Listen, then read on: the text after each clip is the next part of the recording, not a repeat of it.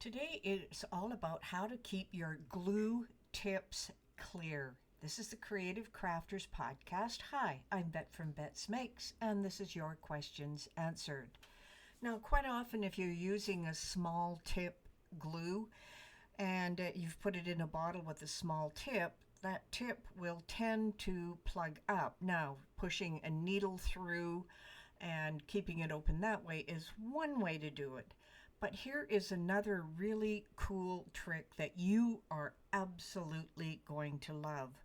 What you do when you're finished with your glue, you set it down so all the glue will drain down. Now, this may be contrary to what you're thinking before, but once you let the glue go down, you push it down quite a few times so you've got the air at the top of the glue. Now what you want to do is gently push the top of the glue where the air part is, and just keep pushing it until you hear it puff through the little spout or the little glue area, the tip. So just keep pushing, and once you hear it go clear, then you are ready to cap that glue and it will not clog up. So the big key here is let the glue drain to the bottom.